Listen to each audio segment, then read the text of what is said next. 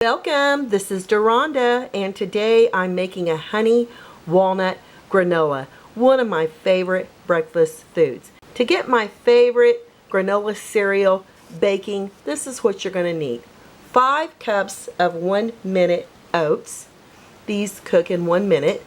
I've got a half a cup of sweetened dried cranberries that I've chopped, and I have a half a cup of sweetened dried dates that I've chopped here in this bowl. I've got 1 cup of sunflower seeds. Now these are unsalted.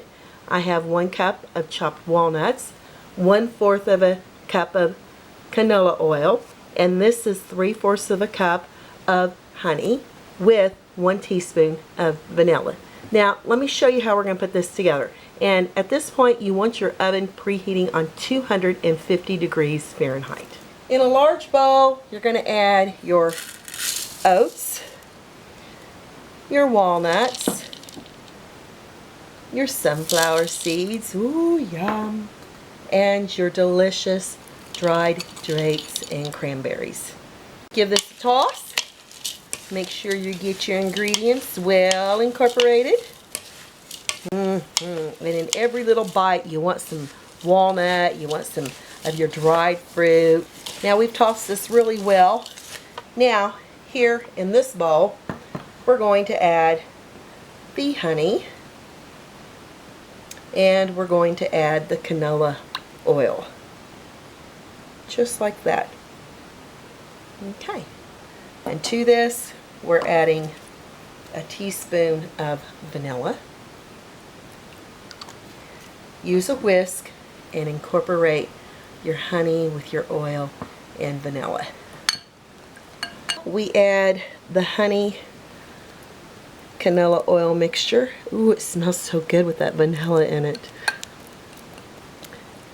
And we're going to toss this with our oats, dried fruit, and nuts for probably the next 3 minutes, because it's going to get real sticky and ooey and gooey, but you want to make sure that all your ingredients are well incorporated with that honey and oil and the vanilla.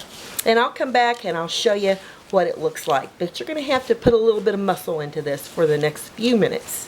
Now that I've got all these ingredients well incorporated, and you can see how kind of sticky and ooey and gooey that is, we're going to bring over a large cookie sheet. Now I've lined this with tin foil. That way it makes it a lot easier to clean up afterwards. And I'm going to dump my granola right onto the cookie sheet, and just make sure it has sides, because you don't want to lose any of your granola in the bottom of the oven as it's baking. And spread it out, because you're going to bake this for the next 90 minutes. And every 15 minutes you're going to use your spoons here, and you're going to give it a small tossing. So every 15 minutes, and you're baking at 90 minutes, how many times would that be? Let's see, 15, 1, 2, 3, 4, 5. So every 15 minutes, so 5 times, you're going to toss this during its baking process. So in the 250 degree preheated oven it goes. Here's the first 15 minutes of baking. And as you can see, it's going to be nice and soft, and you just kind of want to go around, move it around, give it a toss, and then back in the oven it goes for another 15 minutes until you reach a total of 90 minutes that it's cooked. Alright, now back in the oven. Be sure to use your timer. This is after 30 minutes of baking.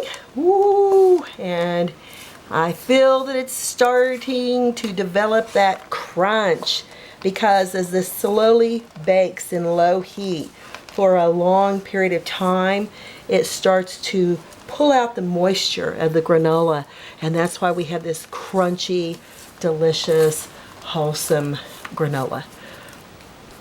And if you'll notice, I'm using these wooden spoons with the flat surface here on the bottom. That way it's really easy to pick up the granola and toss it around. Alright, now back in the oven for another 15 minutes. We've got another hour of baking left. Now we've baked it for 45 minutes, and we have 45 more minutes of baking time left. And by the way, before you add your granola onto your baking pan, make sure you put a light coat of canola oil on it so your granola is not going to stick. Now, back in the oven for the next 15 minutes. Here's our finished, lovely, baked, golden, honey walnut granola. And look at those wonderful little pieces of cranberry and the sesame seeds and the walnuts. Oh my gosh, that looks so, so scrumptious. Now, I'm going to go ahead, give this a toss. Oh yeah, that's going to be sure yummy. Okay, and now you're going to let this cool. And after you cool, you're going to store it in an airtight container. You can also store it in the refrigerator, and it'll keep up to a month or more. I'm going to get a little piece of that cranberry, some walnuts, and the oats. I'm going to give this a little bit of a try. Whoo!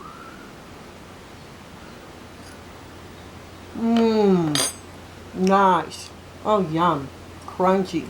Mmm. Got the walnuts and that sweet dried cranberry coming through. It is absolutely delicious. Hey y'all, hope you give this a try. I'm Deronda with Foods 101. Thanks for watching, and I'll catch you next time.